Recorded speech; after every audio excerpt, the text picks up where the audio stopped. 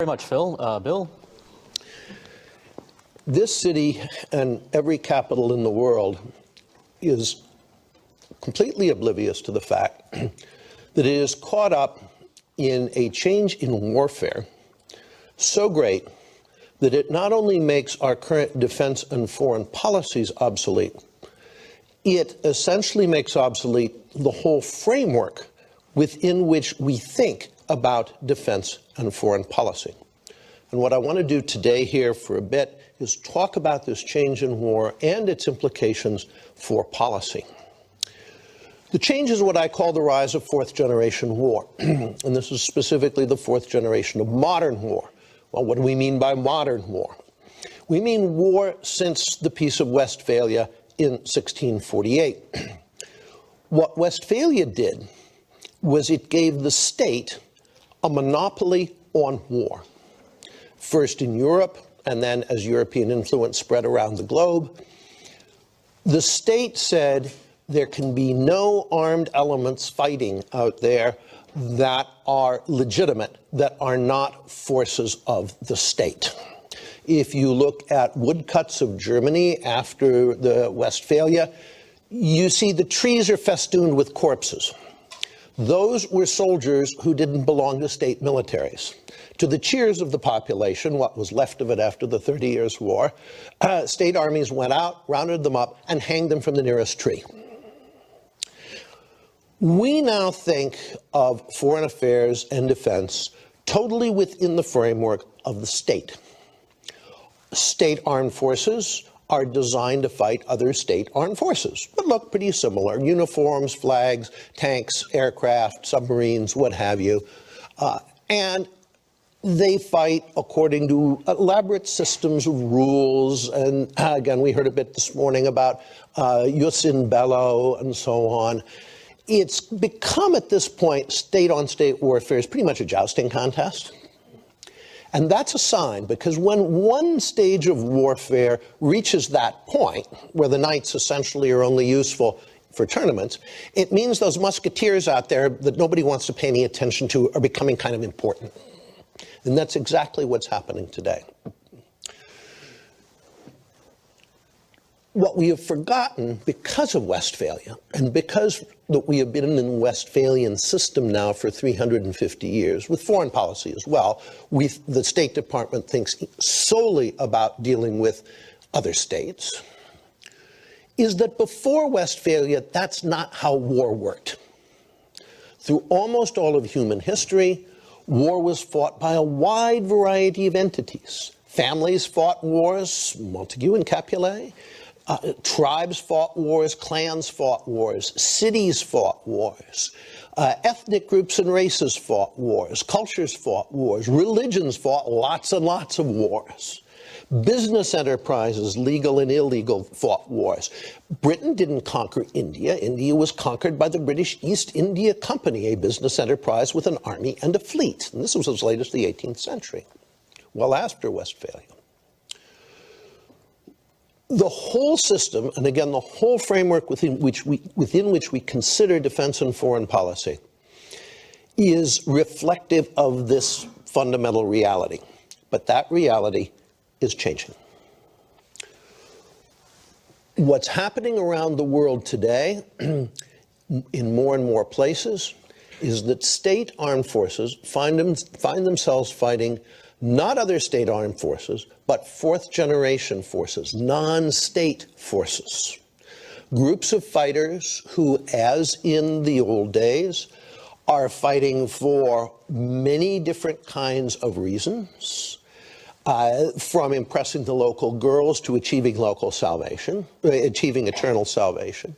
They represent, once again, clans, tribes, families, business enterprises, races, ethnic groups, religions, the whole old broad spread basis of war, where there is very little line, if any, between war and crime, is coming back. The pre-Westphalian order is coming back. The Westphalian order is failing. And almost everywhere, when state armed forces meet the physically ridiculously inferior Fourth-generation war opponents, they lose. I talk a lot to Marine Corps audiences, and I tell them, you guys are at this point 0-4 against guys in bathrobes and flip-flops armed with rusty AKs, whose resources, if graphed on the same scale as our own, would not be visible. This should be telling you something. It is, by the way, within the Marine Corps now up to the rank of colonel, but headquarters, the brass, they think about nothing but money. This is true of all of our services. Why is this happening? The fundamental reason is the state finds itself in an ever-deepening crisis of legitimacy. And this gets very much to what Phil was talking about with the deep state. The state has become, in more and more countries, including here, and of course the crisis of legitimacy, though it's universal, varies greatly in intensity. And it's not the same here as it is, say, in West Africa. But it's developing everywhere because the state has become the private hunting preserve of what I call the establishment. Again, very much the deep state you're talking about. Everybody knows the Washington establishment here, the two parties that are really one party, the establishment party. The Republican Democrat stuff, the elections, it's all just kabuki for the rubes out in flyover land. The one thing we can be certain of is that the next president will be a member of the establishment, and nothing will change. The public, as it's making very evident here and in Europe, is increasingly anxious for non-establishment alternatives. I can assure you it won't get them. In response to this establishment that has four basic characteristics, first, it can't make things work. If we look at our foreign and defense policy, it is one of serial failure. We go into a place in the Middle East, we wreck the state, destroy the state, no one can rebuild it, we end up fighting in a petri dish of fourth-generation war forces that we have created, we lose, and we go on to do the same thing again somewhere else. The establishment exempts itself from the consequences of its own failures. It wrecks the public schools, but its kids go to private schools. There's no security. The reason the state arose was to provide security for the people who live in much of the city of Washington, D.C., but the establishment lives in gated communities. Third, it cares only about remaining the establishment. What happens to the rest of the society is really of very little concern. Colonel John Boyd, the great American military theorist and reformer, said one of the most important questions everyone faces in life, usually early in life, is do you want to be something or do you want to do something? The establishment is made up almost entirely of people who want to be something. They want to be a member of the establishment, and they have spent decades kissing every ass in creation to get there. Well, they're not about to risk their membership in the establishment. I said to my old boss, Senator Gary Hart, over breakfast in Denver a few years ago, if you're a member of the establishment and you suggest more than 5 degrees rudder change in anything, you instantly cease to be a member of the establishment. And he said, I'm Exhibit A.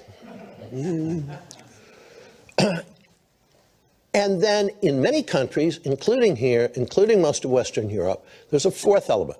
To be a member of the establishment, you must at least acquiesce to the state ideology.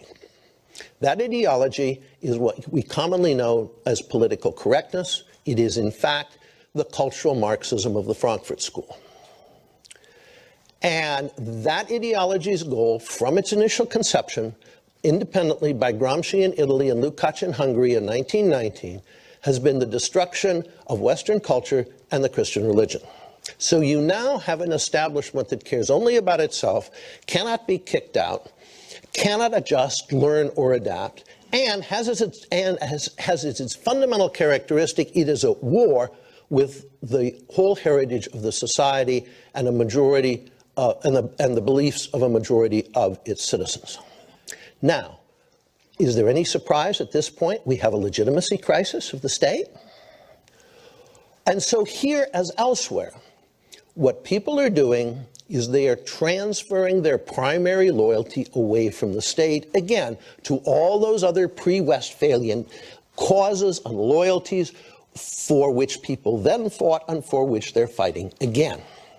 It's happening here as it's happening all around the world. What does this mean for defense and foreign policy? Well, again, the discussion is almost irrelevant because the establishment will not and cannot change.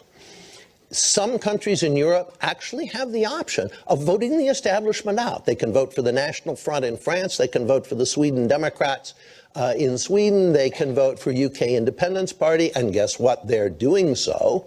The real Conservative Party just came in tops in the last election in Switzerland. One of its campaign posters showed 3 white sheep kicking a black sheep over the border. They weren't subtle about it.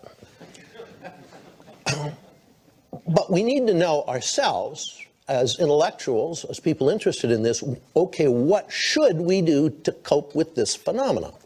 Well, obviously, the most important thing is reform at home so that we do create legal ways, practical political ways that the public can kick out the establishment and can actually elect a Trump or a Sanders or someone else who really would change things.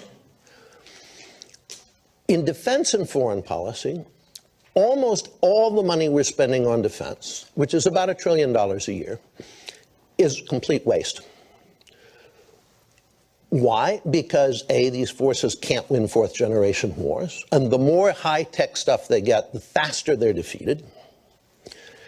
B, if we go to war against another state and we win, the other state disintegrates, and we have created yet another region dominated by fourth-generation forces, which will be a far worse problem for us than the state that we went to war against in the first place. Israel, by the way, has created an enormous mess for itself in its neighborhood for precisely this reason. The non-state forces that are now rising all around it in its region, which it did a lot to bring about, are far worse dangers to it than the sclerotic states that they faced before. We need not to be preparing for wars with other states, but to be creating an alliance of all states against non-state forces. War between states is strategically obsolete. No matter what the outcome is, in the end, you lose. So why are we preparing at the cost of $1 trillion a year to fight those kinds of wars? Why are we funding $1 trillion a year for a military that can't and won't even think about fourth-generation warfare because all of its fancy big weapons projects are useless in it? We say we need the F-22 fighter in Afghanistan to shoot down Taliban flying carpets. What we need is an alliance of all states against non-state forces. And instead of our usual cats and dogs collection from the local SPCA of allies, Obama proclaiming, we stand with Romania, we stand with Slovakia, we stand with Ruritania and Graustark. There are only 2 countries out there that can make a real difference for us, that can do something for us instead of us only doing things for them. Those 2, obviously, are Russia and China. So what are we doing today? Our utmost to alienate both Russia and China. Nothing could better illustrate the complete obsolescence, the complete detachment from reality of the cloud cuckoo land, as the Germans say, of this city, than the fact that we are doing our best to get into very serious quarrels with the other 2 great powers, Russia and China. None of this will change until 2 things happen. First, the money runs out. Now, the good news here is the money already has run out. Both parties on the Hill are whistling through the graveyard by just borrowing and borrowing and borrowing. We borrow to finance the Democrats' spending programs. We borrow to finance the Republicans' tax cuts and, of course, their worship of the Pentagon. As Paul Ryan has said, we are going to have a debt crisis. And when that hits, and we can't borrow anymore, then the money flow is going to stop. And this vast defense structure we've built that puts out almost nothing in the way of combat power, it's just the grandest middle and upper class welfare scheme ever conceived, that all dries up and blows away because the money isn't there anymore. And at that point, the establishment, including the deep state, are in trouble because they all function on tons and tons of money. They require vast amounts of money. At that point, the second thing becomes possible that we need if we are going to readjust to a world of the decline of the state, and that is we kick the establishment out and we bring in some people who actually are connected with reality. I mean, if we look at Moscow today, why is it that as we play a strong hand poorly, they play a real hand? Well, Moscow's living in the real world. You know, Putin's pretty much a realist. So are the Chinese. At some point, we either have to kick the establishment out and reestablish policies that are based on reality, or when the establishment goes, it will take the state itself with it here. Thanks, Bill.